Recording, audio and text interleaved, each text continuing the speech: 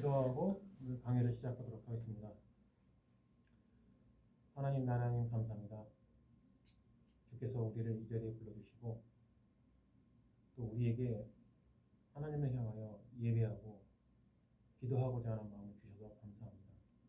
그리고 그러한 시간과 장소를 주셔서 감사합니다. 지금 우크라이나에서는 전쟁 때문에 하나님께 예배를 드리고 싶어도 드릴 수 없는 사람들이 있고 기도하고 싶어도 기도할 수 없는 사람들이 있습니다. 주께서 우리들에게 이러한 평범한 예배를 허락하신다는 것은 우리에게 평화라고 하는 선물을 주셨음을 깨달아 알게 하여 주시옵시고 주께서 주신 그 은혜 속에서 우리가 더욱 하나님을 사랑하고자 하는 마음을 가질 수 있도록 우리를 인도하여 주시옵소서. 모든 말씀 우리 주 예수 그리스도 이름으로 기도합니다. 네, 오늘 강의 주제가 이제 성화. 오후 강의 주제가 성화이고요.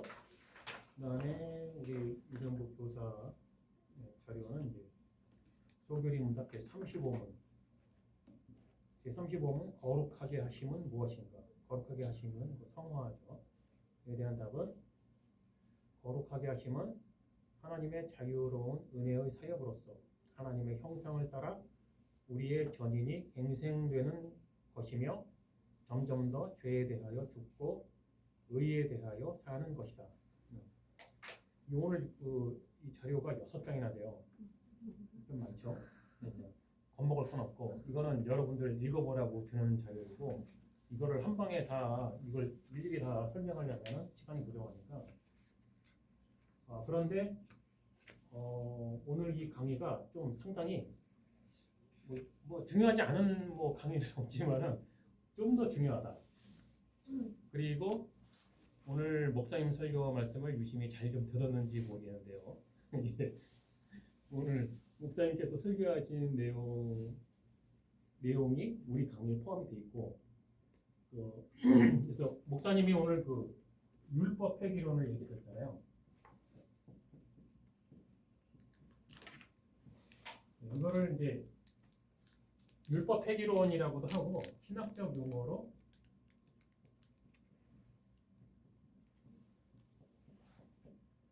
도덕률 폐기론이라고도 해요. 이 도덕률 폐기론에 대해서 조금 이따가 이제 설명을 이제 하게 될 텐데 굉장히 중요한 내용이거든요. 자, 성화. 자, 그 성화가 무엇일까? 거룩하게 된다는 것이 무엇일까? 자, 이 부분에 대해서 이제 여러분들에게 설명을 하는데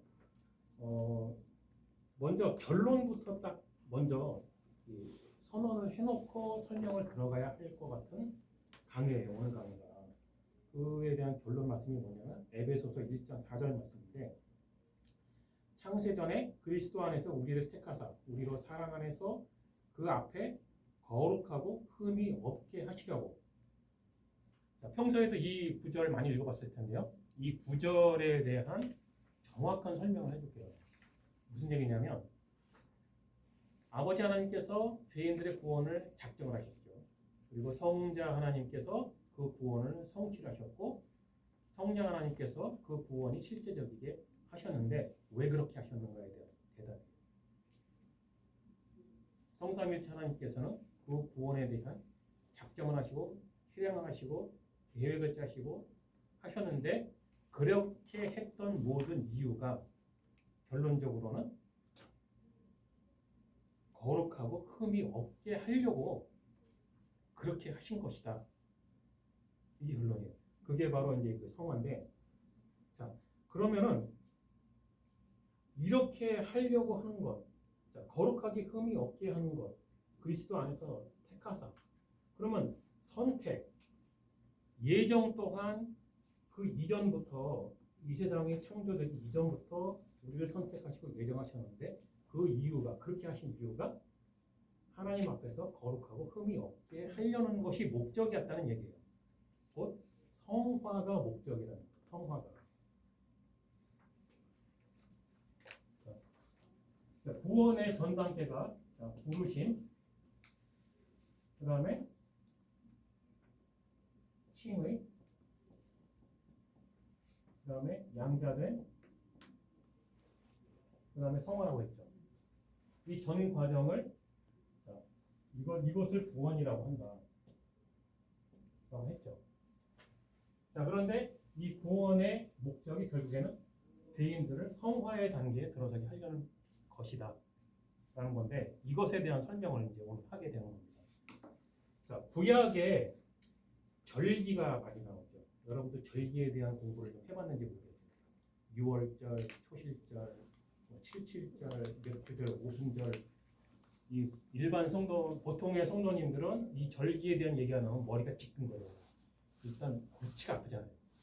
이 절기별로 공부를 해야 되는데 공부하다 보면 굉장히 졸리고 피곤하단 말이에요. 오늘 여러분들 그 프린트물에 첫 장부터 해서 쭉 그게 그 절기에 대한 설명인데 천천히 읽어보면 그게 무슨 뜻인지 알게 되는데 제가 이것을 오늘 설명을 이제 하게 될 겁니다.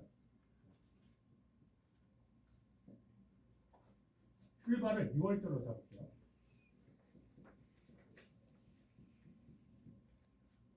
6월절이 뭔지 알고 있어요? 혹시라도 개념을 다시 한번 상기시키기 위해서 6월절에 대한 설명을 짤막하게 하고 지나갈게요. 이스라엘 백성을 이집트에서 끌어내시기 위해서 6월절을 재앙을 마지막으로 주시죠. 이집트의 모든 장자를 한 방에 다 싹 죽음으로 몰아넣으시는데 이스라엘 백성은 구별을 하죠. 어린 양을 잡아 1년 된 순양을 잡아서 문 설주, 그 문 기둥을 말하는 거죠. 그 테두리 조개에다가 어린 양의 피를 발라요. 이 피가 발라져 있으면 죽음의 사자가 이 집은 진짜 넘어가는 거예요. 6월절은 영어로는 패스오버, 그러니까 지나간다는 거예요. 자, 이것이 바로 예수 그리스도의 십자가에서 죽음을 뜻하는 거예요. 저 그 문설주는 십자가에서 발라지게 될 예수 그리스도의 피를 상징하는 것이고 그 어린 양은 예수 그리스도를 뜻하는 것이고 그렇게 해서 예수 그리스도의 십자가에서의 죽음이 예언이 된 것이 6월절이다. 그런데 예수 그리스도가 정말 그 예수 그리스도인지 무엇으로 증명이 되느냐? 그 6월절 절기에 아주 중요한 포인트가 있어요. 뭐냐?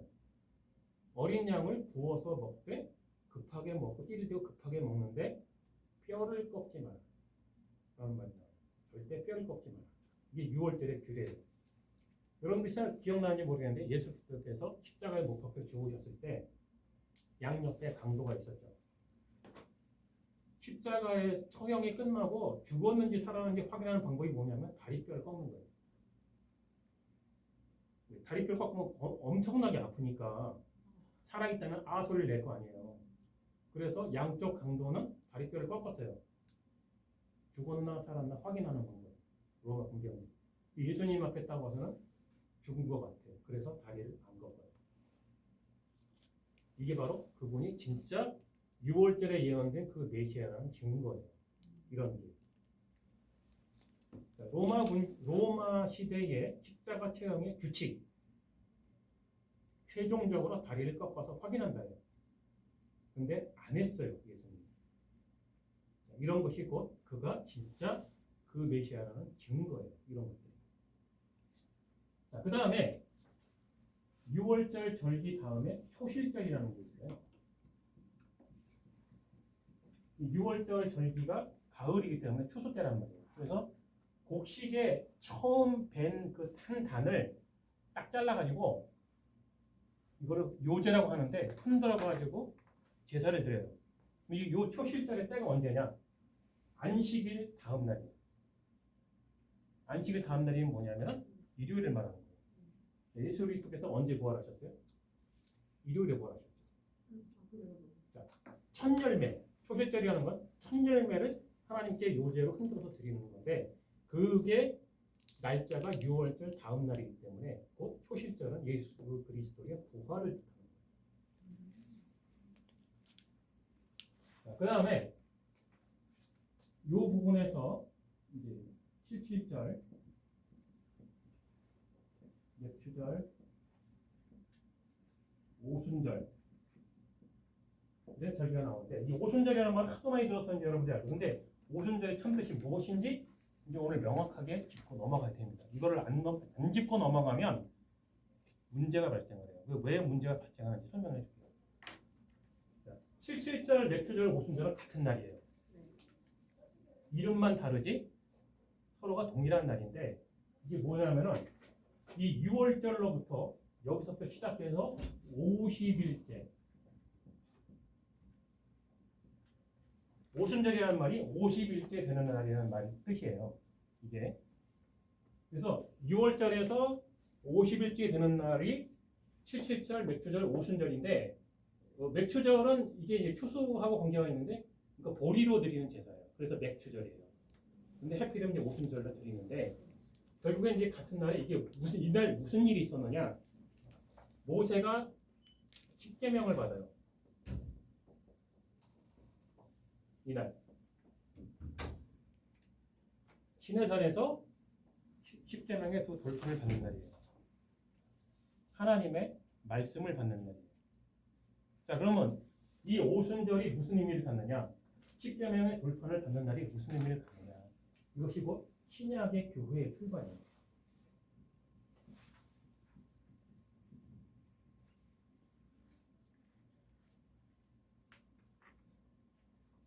사도행전 1장을 보면 성령이 강림하시죠.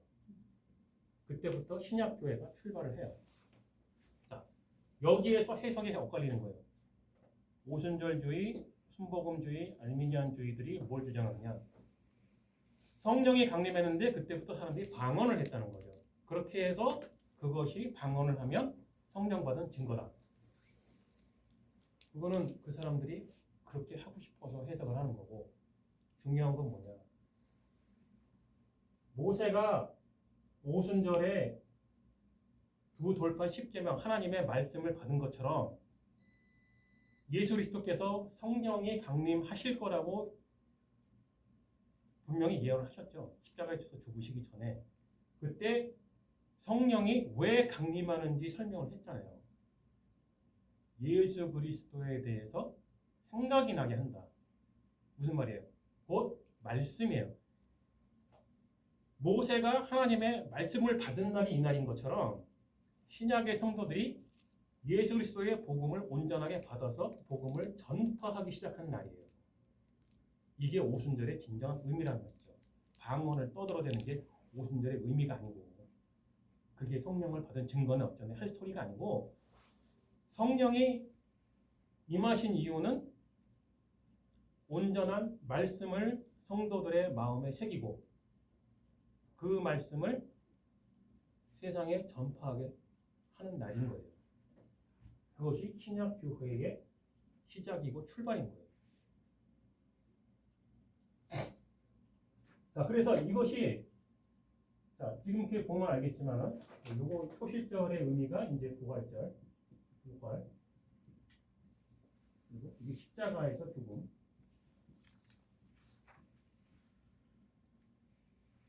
자, 그러면 이때부터 성화의 단계가 시작이 되는 거예요. 그러면 이제 여기서 이제 무엇을 이제 여러분들이 이해를 해야 되냐면은 성화의 단계는 곧 교회이다라는 거죠. 교회. 그러니까 교회가 뭐예요?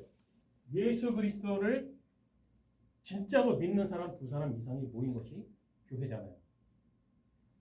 이때부터 요 전 단계에서는 그러면 이제 우리가 여기서 공부를 하겠지만 하나님께 부르심을 받았고 부르심을 언제 받아요? 6월절 절기로 따지면 이 전에 받는 거잖아요. 우리가 죄의 노예 생활을 할 때부터 이제 부르심을 받고 이 복음을 믿으면서 칭의와 양자를 얻죠. 그 다음에 이 단계를 거쳐서 성화의 단계를 들어오는 것인데 이게 이렇게 될 거라는 걸 예레미야 선지자를 통해서 예언을 하셨어요. 이 신약의 교회가 이렇게 탄생할 것이라는 것을 예언을 하셨는데 그게 어디냐면은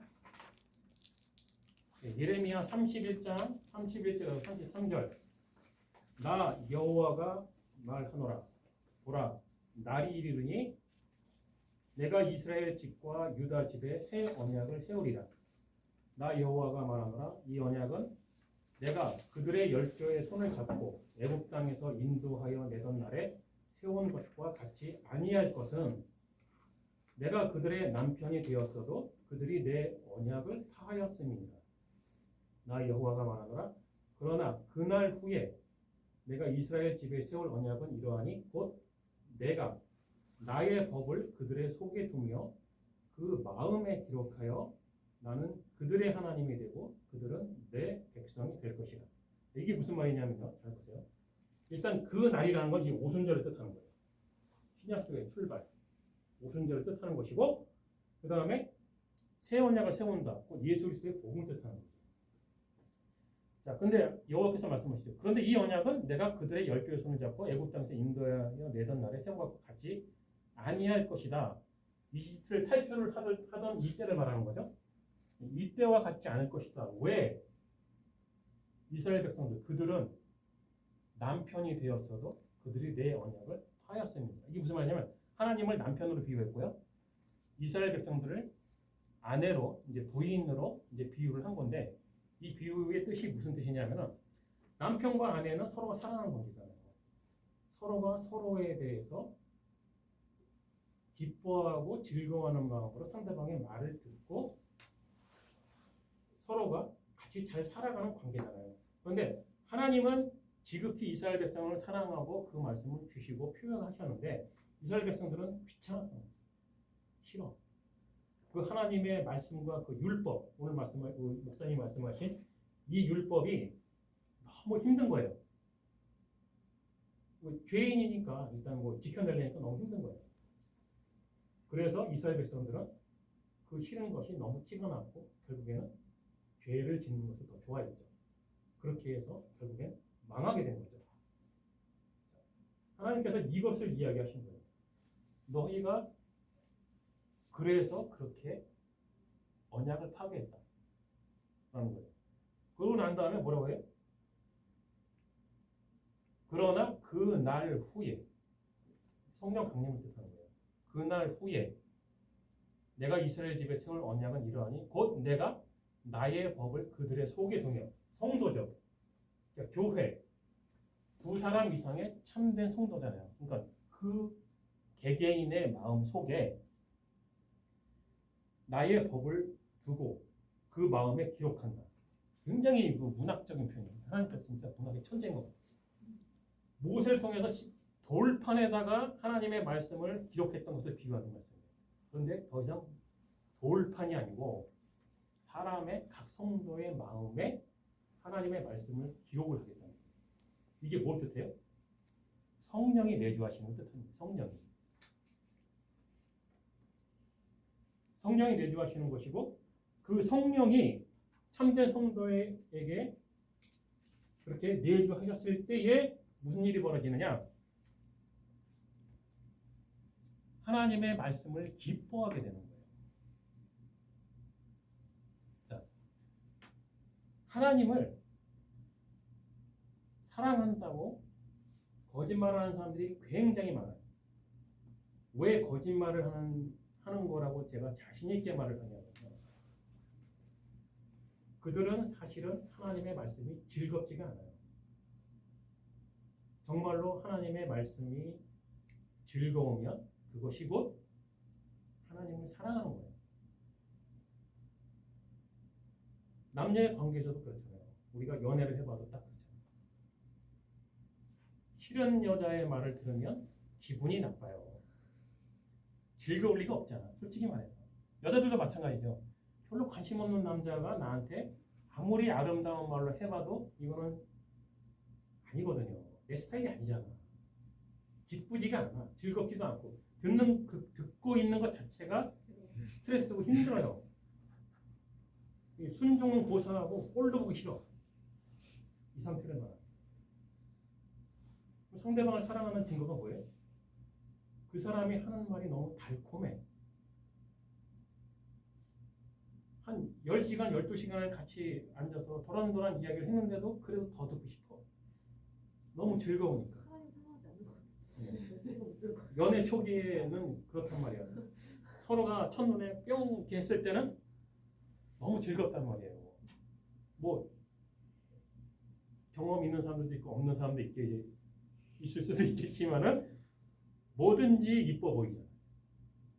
뭘 해도 이뻐 보이잖아요. 그냥 잘못된 말을 했는데도 그거를 좋게 해석을 받아들이잖아요. 오해를 안 하려고 하고 뭐 결국에는 뭐 나를 위해서 하는 말이라든지 뭐 그런 식으로 이제 해석을 하잖아요. 왜? 그 사람이 즐거우니까. 근데 왜 하나님을 사랑한다고 거짓말을 하는 거예요? 그냥 안 사랑한다고 하는 거예요. 아, 그거는 이제 설명할 거예요.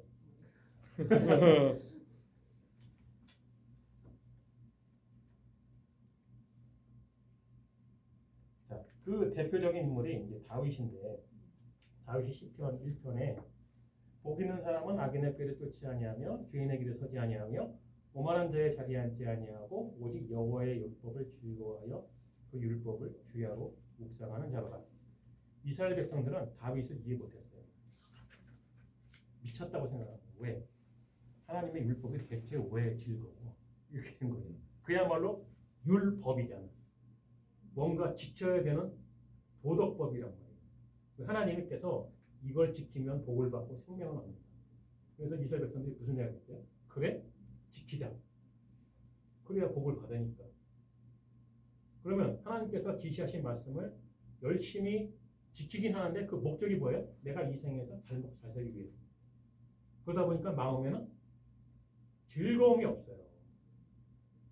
그냥 나의 최종적 이득을 위해서 그렇게 지키려고 노력을 했을 뿐 마음에 즐거움은 없단 말이에요. 그럼 이게 뭐가 돼요? 그것이 곧 종교가 되는 거예요. 하나님께서는 이 부분을 저주하시는 거예요. 나를 사랑함이 없이 나를 즐거워함이 없이 지시사항만 지키려고 한다. 그것은 곧 나를 좋아하지도 않고 뭐 결국에는 자기를 사랑하기 위해서 자기의 목적을 위해서만 그렇게 하면은 서로 사랑함이 없잖아요. 일방적인 짝사랑이 되는 거예요. 하나님께서 말씀하신 건 그게 아닌데 결국에는 이 성화의 단계에 들어간 참된 성도들은 그의 말씀이 즐겁고 사랑하게 되는 사람들인 건데 그런 마음은 없고 그냥 100% 도덕법만 지키려고 한다. 사도 바울이 엄청나게 그 일을 했던 사람이잖아요. 어릴 때부터 어마어마하게 이 율법을 지키려고 정말 노력을 많이 한 사람인데 결국엔 예수 그리스도를 만나고 난 다음에 무엇을 깨달았어요? 나는 하나님을 사랑하지 않았구나. 왜? 그 율법이 즐거웠던 적이 없어요. 정말 피곤한 적은 있었지만 그걸 지키려고 하다 보니까 굉장히 힘들었던 거예요.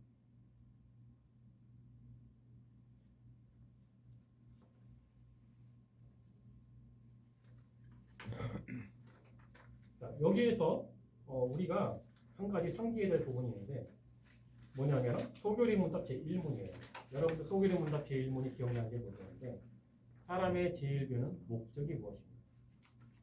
이거를 이제 영문이나 스페인어 쪽에서는 이걸 해석을 하면 어떻게 되냐면 사람의 처음 되고 나중 되는 최종적 목적이 무엇인가라고 해석이 되는데 한국어로는 이제 사람의 제일되는 목적인가? 틀린 말은 아니니까 뭐 굳이 따질 필요는 없는데요. 그에 대한 답은 사람의 제일되는 목적은 하나님을 영화롭게 하는 것과 영원토록 그를 즐거워하는 것이다. 즐거워한다는 것은 꼭 사랑한다는 거예요. 이게 무슨 말이냐? 교회가 되는 걸 말하는 거예요. 사람의 처음 되고 나중 되는 목적, 사람의 제일 되는 목적은 성화의 단계인 교회에 들어가는 걸 말하는 거예요. 왜? 이 단계에 들어가야 하나님의 말씀이 즐겁고 하나님을 사랑하게 되기 때문입니다. 그리고 하나님께서는 죄인들을 저 단계에 도달하게 하기 위해서 그 엄청난 계획을 하시고 진행을 하시고 그야말로 고난 받으시고 십자가에서 죽으시고 부활하시고 승천을 하신 거예요. 그래야 성령이 강림하시니까.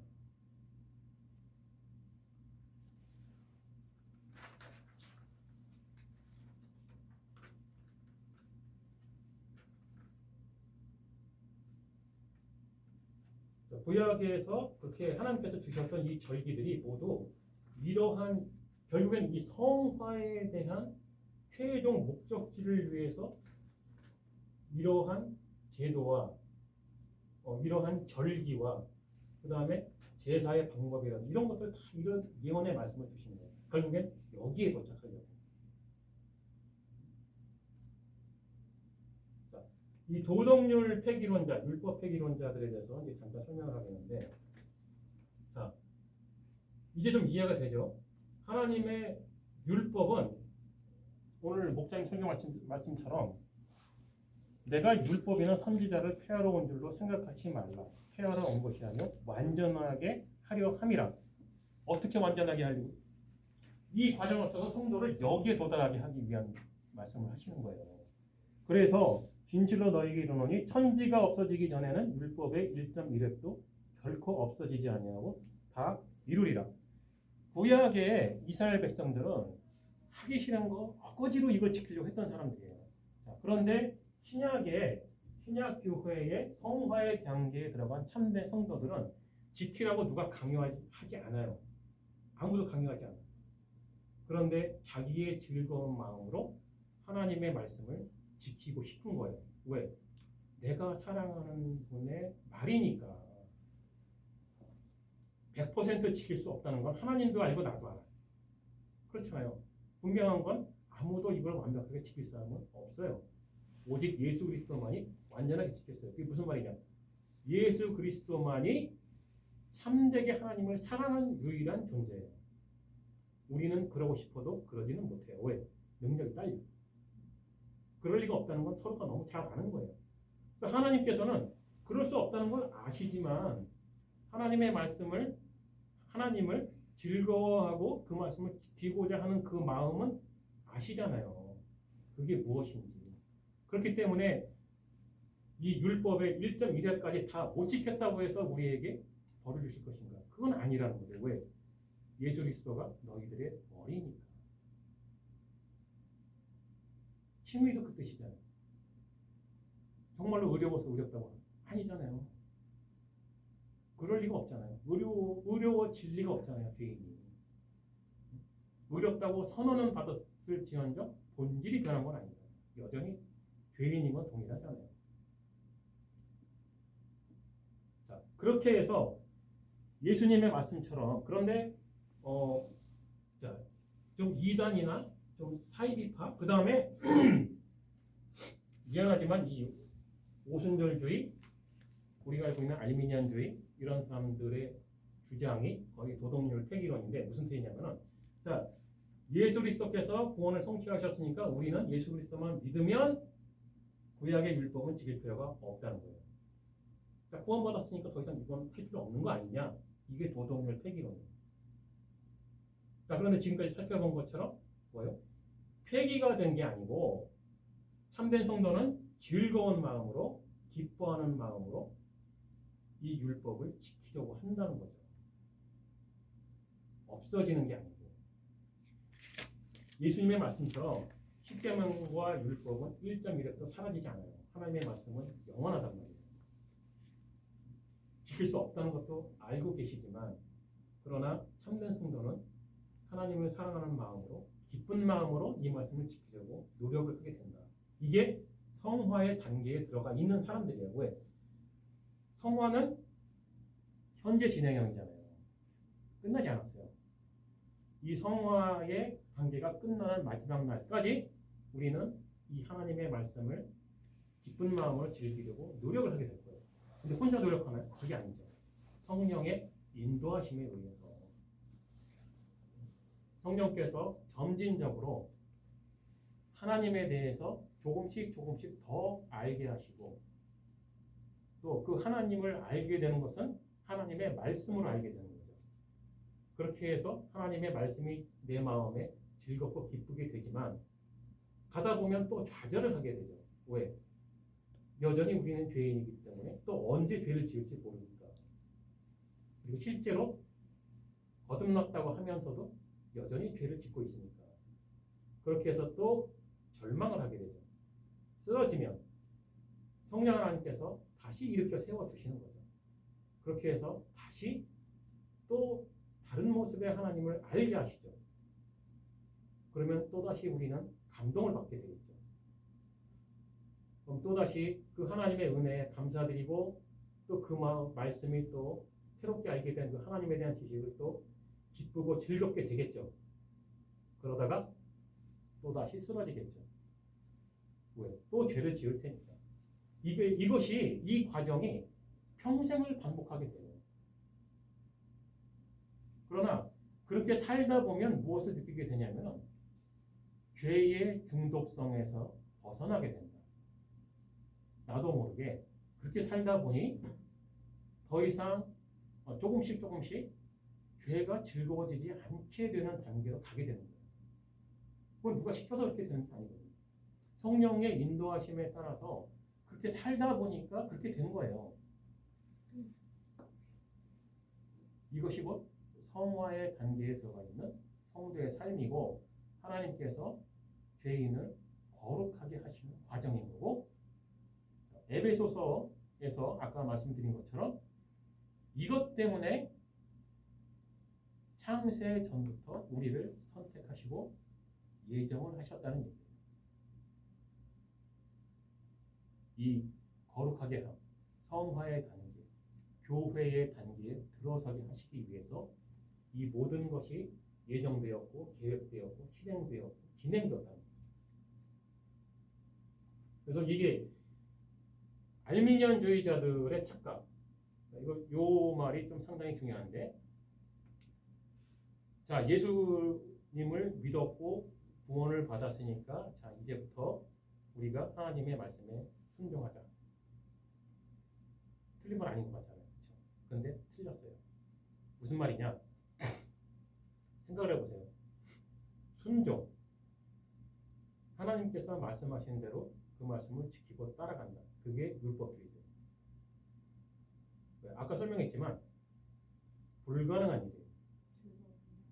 아무도 하나님의 말씀에 온전히 순종할 수 있는 사람은 없어요. 아무도. 그게 되려면 죄인이 아니어야 돼요. 근데 그럴 리는 없고. 그러면 뭐냐? 이 성화의 단계에서 사도 바울이 말한 것처럼 믿음으로 믿음이 이거예요. 어떤 믿음이에요? 교회의 머리신 예수 그리스도를 믿기 때문에 어차피 칭의에서 배운 것처럼 의롭지 않은데 그렇게 된 것처럼 나를 선택하시고 나를 인도하시는 하나님에 의해서 나는 버려지지 않는다는 거죠. 이게 성도의 견인이에요. 성령께서는 성도가 성화의 단계에 들어갔어도 자, 이미 구원받았으나 아직 구원받지 못했다는 말이 있듯이 성도가 쓰러지면 다시 일으켜 세워주시고 쓰러지면 다시 일으켜 세워주시고 최종적으로 영화의 날까지 도달하는 그날까지 버리지 않고 계속 이끌어 가시는 거예요. 계속해서 인도에 가시는 거죠.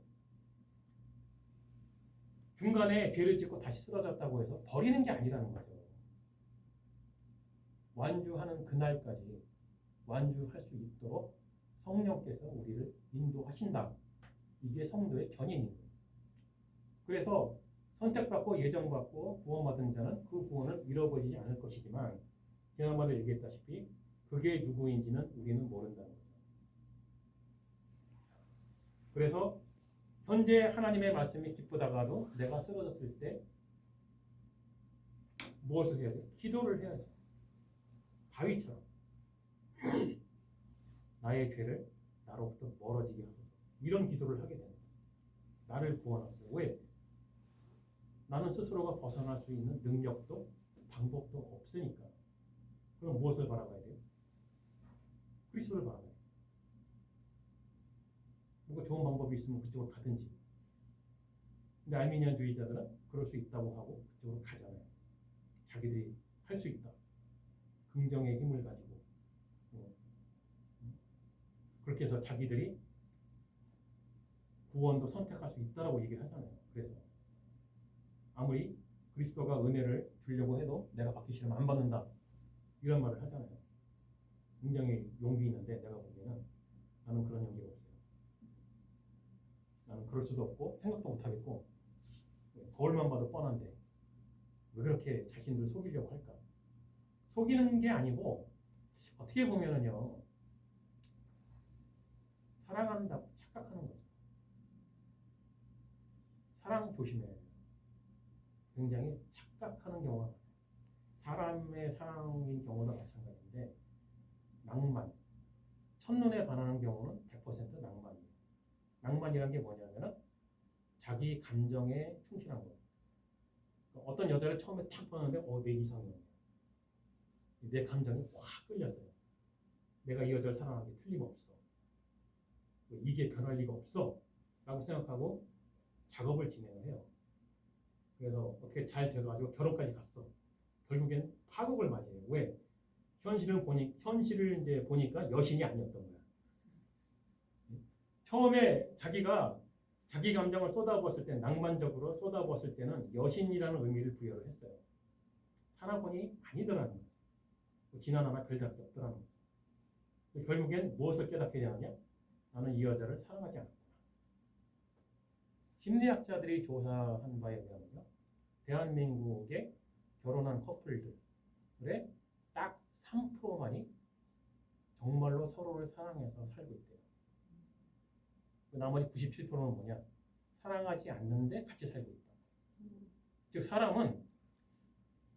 남녀는 서로 사랑하지 않아도 가족으로서 같이 잘 살 수 있어요. 그러나 살다 보면 이게 사랑은 아니구나라는 걸 깨닫게 된다는 거예요. 그럼 이게 뭘 뜻하느냐? 제가 여러분들에게 설명한 것과 저는 이제 그거를 최근에 알게 됐어요. 심리학자들의 연구를 보고 그런 말 했던 건 아니에요. 나는 성경에서 그 지식을 얻어서 여러분들 얘기했는데 사랑은 배워야 되는 거예요. 감정은 사랑이 아니에요. 그거는 그냥 느낌일 뿐이에요. 그냥 긍정적인 느낌일 뿐이에요. 그 느낌을 사랑이라 생각하고 쫓아가다 보면 사랑이 아니라는 걸 깨닫게 돼요. 그럼 참 사랑은 뭐냐? 우리가 소교리 문답을 쭉 공부를 했잖아요. 하나님이 우리를 어떻게 사랑하시는지. 굉장히 구체적이고 지식적이고 이성적이고 어떻게 보면 과거 현대 철학자들이 기독교인들을 비난했던 말들을 하나님도 동일하게 하고 계시는 거예요. 어떻게 보면 철학자들을 이용해서도 기독교인들에게 그런 경고의 말씀을 주신 건 아닌가. 나는 개인적으로 그렇게 생각을 해요. 왜? 철학자들이 보기에 쟤들은 사랑이 뭔지도 모르면서 사랑하는데 이런 생각을 하는 거죠. 자기들이 알지도 못하는 하나님을 믿는데 이런 의문을 갖는 거예요. 아무리 그런 말을 해줘도 정작 교회 일원이라는 기독교인들은 그게 무슨 말인지 깨닫지 못합니다.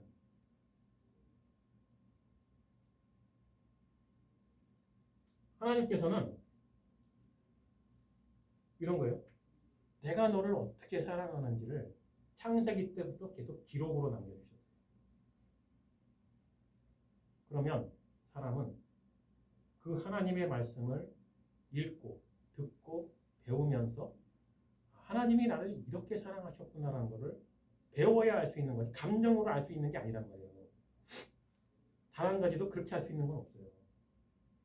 하나님께서 나에 대한 사랑을 실천하시기 위해서 이런 걸 예언의 말씀으로 하시고 이스라엘 백성들을 이런 식으로 유월절을 지키게 하시고 이 유월절을 지키게 하기 위해서 430년 동안 노예 생활을 하게 했잖아요. 이 모든 것들을 하나님께서 이렇게 나를 여기에 들어가게 하기 위해서 이렇게 진행하셨구나라는 것을 배워야지 이걸 어떻게 하냐. 그러면은 예수 그리스도께서는 하나님의 말씀에 완전하게 순종을 하셨어요. 유일하게. 어떻게 그럴 수 있었을까? 그가 하나님이니까. 나머지 우리는 안 된다는 거죠. 왜? 사람이죠. 그냥 사람이 죄인이잖아요. 그럼 여기서 무슨 결론이 나느냐? 하나님의 말씀에 순종을 해야 되겠는데 죄인인 인간은 순종할 수 있는 인간이 단 한 명도 없다는 거예요. 결국 하나님을 예수 그리스도를 믿게 됐으니까 이제부터 그 말씀에 순종하자. 말은 좋은데 실현 불가능하다는 거죠. 즉 잘못 알고 있다는 거죠. 우리가 뭔가를 해야 된다. 하나님의 말씀에 순종을 해야 된다라고 생각을 하는 건데 결국에는 실현 불가능한 것을 이야기하고 있다. 잘못된 지식을 전달하고 있다. 하나님께서 지금 설명 들었다시피 교회에 들어갔고 성화의 단계에 들어가 있는 성도들에게 완벽한 걸 요구하셨느냐는 아니잖아요. 하나님은 우리에게 완벽한 걸 요구하지 않으세요. 상한 마음을 원하시는 거죠. 상한 마음을 원하는 거지 율법의 1.1회까지 다 지키라고 강요를 하는 게 아니잖아요. 오히려 인간이 이스라엘 백성들이 그걸 다 지키려고 노력을 했잖아요. 그렇게 하라고 한 게 아닌데 결국에는 하나님을 바라보고 사랑하라고 하신 건데 오히려 인간들은 그걸 억지로 다 지켜가지고 그걸 바꿔야 말겠다는 그런 노력들을 했던 거죠. 중요한 건 우리는 아무도 순종할 수 없다. 완전하게 순종하신 예수 그리스도를 믿을 뿐이다. 그리고 성령께서는 우리를 그렇게 인도하고 계십니다. 그래서 이 성화의 단계는 죄인을 거룩하게 하시는 과정이기도 하지만 성도 개개인들은 항상 긴장의 끈을 늦추어서는 안 된다. 왜? 지금은 하나님의 말씀이 즐거워도 곧 쓰러질 수 있기 때문에. 그리고 내 옆에서 쓰러지는 내 형제를 바라보고 그를 비난을 해서도 안 된다. 왜? 그가 다시 일어날 수 있으니까. 성령에 의해서. 또 성령께서 나를 통하여 그에게 그런 말 한마디를 해주게 하시는 건 아닐까. 이게 전도잖아요. 하나님께서 이 방법을 사용하신다고 하잖아요. 전도의 방법으로 사람들을 이끄신다. 성령이 사람 귀에 대고 직접 대고 그러는 거 아니야. 이렇게 이건 신비주의잖아요. 그런 거 안 하신다. 그러면 그래서 교회가 두 사람 이상이잖아요. 그래서 서로가 사랑하라는 거잖아요. 쓰러지면 우리가 하나님의 말씀을 상기시켜야 할 필요가 있겠죠. 권고를 해야 되겠죠. 그럼 다시 돌아왔을 때 다시 받아줘야 되겠죠. 거절할 게 아니고 너 과거에 그런 죄 지었으니까 나가. 이거는 교회의 모습이 아니죠. 당연히 용서를 구했을 때 용서를 해줘야 되지만 용서해줄 마음의 준비는 항상 하고 있어야죠. 그게 성도죠. 그럴 수 있는 건 이러한 참된 지식을 알았을 때 일단 나부터가 나도 순종 못하는 거 뻔히 아는데 남에게 강요 못하는 거죠. 그래서 누군가가 주의를 온전히 지켜야 할 사람인데 안 지키고 있다고 해서 그 사람을 비난할 필요도 없고 미워할 필요도 없고 실망할 필요도 없다. 왜? 그 사람이 지금 쓰러져 있는 상황인지 어떻게 알겠어요? 그러나 기회가 주어지면 내가 알고 있는 한 그런 말씀을 나누어야 할 필요는 있다. 이러한 것이 바로 하나님께서 우리를 거룩하게 해가시는 과정이다. 혼자 1인이 혼자 교회이다. 그거는 안 된다. 왜? 혼자 못 가는 길이니까. 질문 있습니까? 성도의 견인이요. 네? 성도의 견인 아까 얘기했잖아요. 네. 그게 끊어진다 견인차 할 때 그런 견인이 아니고 저는 네. 견디고 인내한다로 알고 있는데. 그렇죠. 이 자동차 견인 그거 아니고 네. 끝까지 견딜 수 있게 함께 하시는 것을 뜻합니다. 그리고 저 도전을 폐기론도 예수님이 구원을 완성했다고 하니까 네. 사실 구원이 이미와 아직 사이에 있는데 또 표현을 그렇게 하잖아요. 구원이 완성됐다 하니까 저렇게 말이 나올 수도 있을 것 같은데. 그래서 도전용 폐기론이 나온 거죠. 네. 그 사람들은 그렇게 생각을 합니다. 그런데 문제는 오늘 목사님 설교 말씀에서도 그렇게 말씀하셨지만 오늘 제가 이렇게 말씀을 드린 것도 마찬가지로 예수님께서 이렇게 분명히 말씀하셨잖아요. 하나도 없어지잖아요. 율법은 폐기되는 것이 아니다. 저는 좀 그게 헷갈려요. 구원이 완성됐다고 하는데 아직도 우리가 이루어가야 된다고. 구원이 완성이 됐다는 것은 예수 그리스도께서 6월절 제사를 지냈다는 말입니다. 그러니까 예수 그리스도께서 이 유월절 제사를 성취를 안 하셨으면 우리의 죄 사함은 없는 거예요. 그러면 초실절도 없고 오순절도 없는 거예요. 저게 있으니까 이거 뒤에 건 해야 된다 이거. 그렇죠. 예수 그리스도께서 이 유월절의 제사를 이루어내지 않으셨으면 아무도 성화의 단계는 도달 못하는 거예요. 그런 의미에서 구원의 완성이라는. 그렇죠. 예수 그리스도께서 그래서 구원을 완성하신 거예요. 성취하신 거예요. 그래서 은혜인 거예요. 예. 간만에 질문. 이 성화에 대해서는 사실 공부할 내용이 더 방대한데 그걸 뭐 글쎄요. 뭐 나중에 기회가 되면 뭐 좀 더 관심 있으면 내용을 더 다루도록 하고 뭐 오늘 주일 설교에서도 성령에 대해서 알아야 할 내용이 아직 더 많다라고 말했던 것처럼 성령과 성화는 너무 밀접한 관계입니다. 같이 가야 돼 항상. 도저히 떨어뜨릴 수가 없어요. 성령과 성화는 거의 그냥 같은 내용이라고 봐도 무방하다 할 정도로. 그리고 그렇게 오늘 주일 그 설교 주일학교 설교에서 마찬가지로 이래서 올바른 지식이 중요하다. 성령에 대하여 잘못 알고 있는 지식을 가지고 있으면 잘못된 예배를 할 수밖에 없다.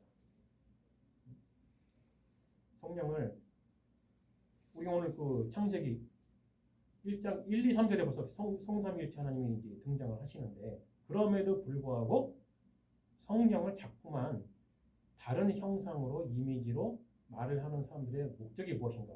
그 사람들은 모를 수도 있어요. 그게 뒷배경에 있는 뭐 사단이라고밖에 말할 수가 없는데 성령의 이미지를 흐려보이면요 이미 그 사람은 끝난 거예요.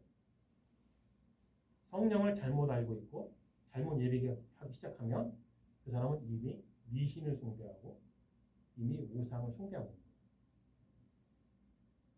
그러면 입장 바꿔놓고 여러분들이 하나님과 정반대야. 어떻게 하면 수많은 사람들 한 방에 나락으로 보낼 수 있을까? 간단하잖아요. 성령의 이미지만 흐리면 되는 거예요. 모든 게 다 끝장나는 거예요. 왜? 성령이 하시는 일이 뭐예요? 예수 그리스도에 대한 복음을 가르치는 거라고. 성령만 나락으로 보내면 예수 그리스도로 가는 거예요. 그럼 성도의 마음에 복음이 없어요. 자기들이 믿고 있다라고 하는 신념은 남아있겠지. 그러나 잘못된 믿음이죠. 올바른 믿음이 아니란 말이에요. 그렇게 해서 그들은 순종을 해야 한다는 강요의 설교를 들어요. 그래서 교회 일을 하는 것도 순종이고 목사의 말을 따르는 것도 순종이고 뭔가 남을 위해 봉사를 하는 것도 선행을 하는 것도 순종이라고 생각해요. 그러나 그 모든 것이 다 쓸데가 없다. 왜? 예수님께서 마태복음에서 그 얘기 하시잖아요. 분명히. 뭐 한 무리의 사람들이 와가지고 우리가 예수 당신의 이름으로 귀신을 쫓아내고 뭐 병을 고치고 이런 수많은 기적을 이제 했다. 예수님께서 대답이 뭐였어요? 니들이 누군데? 그래 내 이름으로 하긴 했는데 나는 나하고는 관계가 없는데 이 말씀이시잖아요. 그들은 예수 그리스도를 믿었다는 믿음에 추호도 의심이 없었어요. 그런데 왜 그런 일이 발생을 했을까? 그게 바로 잘못된 지식이에요. 그래서 지식을 자꾸 강요하는 거예요. 제가 지식을 자꾸 중요하다라고 여기는 이유가 그래서 사랑을 배워야 하는 것처럼 그럼 사랑을 배운다는 건 하나님에 대해서 배운다는 거예요. 올바르게 배우지 못하면 올바르게 사랑할 수 없다. 자기 감정대로 사랑한다고 착각하면 결국엔 망하는 것뿐이다. 그런데 수많은 교회들이 그러고 있죠. 이 내용을 바탕으로 여러분들이 연애를 할 때도 참고를 하도록 하고요. 그런데 또 하긴 감정 빼고 들이대면은 또 어떻게 보면 잘 안 되는 수도 많고 할 말은 없다. 경험을 하는 수밖에 없는데 많은 실패를 할 수밖에 없는데 그런데 그 온전한 사랑을 한다는 건 참 어려운 일이긴 해요. 서로가 동일한 지식을 가지고 있어야 참 이뤄내기가 좀 그래도 수월할 텐데 한쪽은 사랑에 대한 이런 지식을 알고 있는데 한쪽은 아무 생각이 없어. 그러면 하나님과 죄인의 관계가 돼버리는 거예요. 하나님은 열심히 사랑했지만 죄인들은 관심이 없는 것처럼, 감심이 없는 것처럼 나는 확실한 개념을 가지고 사랑을 하겠다고 덤벼드는데 상대방은 느낌이 아무 생각이 없는 거예요. 도대체가 뭐가 뭔지 모르는 거야. 개념이 없는 거죠. 그러면 답답하게 흘러가는 거죠. 그때 가면은 이제 아마 느낄 거야. 하나님이 이런 마음이었다 보구나. 이런. 근데 왜 하나님을 제대로 안 가르치는 데는 흥해가는 것 같고 왜 우리가 망해가는 것 같은 느낌이. 예? 어떤? 하나님을 제대로 안 가르치는 성령님에 대해서 흐리게 가르치는 교회들은 흥하는 것 같고 네. 잘 가르치는 왜 우리가 망해가는 것 같은 느낌이 들어요. 그래서 그 얘기 나오죠. 좁은 길과 넓은 길. 근데 우리도 항상 우리의 믿음에 대하여 우리의 지식에 대해서 항상 점검을 해야 돼요. 이게 지금 올바르게 가고 있나. 개혁주의자들은 항상 그걸 두려워했어요. 우리가 지금 올바르게 믿고 있나, 올바르게 알고 있나, 착각하고 있는 건 없을까? 그런데 신기하게 태초부터 지금까지 그렇다고 해서 완벽하게 하나님에 대해서 아는 사람은 없더라. 이게 성령의 인도하심이라는 게 이렇게 신기한 거예요. 결국에 완전해서 구원받는 사람은 아무도 없다. 칼빈조차도, 개혁주의의 창시자 칼빈조차도 그 사람도 잘못한 게 있었거든요. 그 사람이 구원 받았을까요? 못 받았을까요? 모르죠, 우리는. 그거는 하나님의 결정입니다. 그래서 항상 긴장의 끈을 놓아서는 안 됩니다. 혹시 뭐 더 질문 있어요? 없으면 기도하고 강의 마치도록 하겠습니다. 하나님 나라에 감사합니다. 오늘 우리가 하나님께서 영원 전부터 우리를 선택하신 이유에 대하여 알아보았습니다. 하나님 앞에서 거룩하고 흠없는 자가 되게 하시기 위하여 이 모든 것을 계획하시고 실행하셨다는 것을 보았습니다. 사랑이 무엇인지를 서로가 알아야 서로 사랑할 수 있는 것처럼 우리에게 올바른 사랑을 가르치셔서 하나님과 서로 사랑하는 관계에 들어서게 하시기 위하여 우리를 그 길로 인도하고 계시다는 것을 알게 되었습니다. 그러나 우리는 부족하여 하나님을 온전히 사랑한다는 것을 지식적으로는 이제는 알게 되었을지라도 실행은 아직도 못하고 있습니다. 우리가 그 길로 나아갈 수 있도록 우리를 인도하여 주시옵소서. 이 모든 말씀 우리 주 예수 그리스도 이름으로 기도합니다.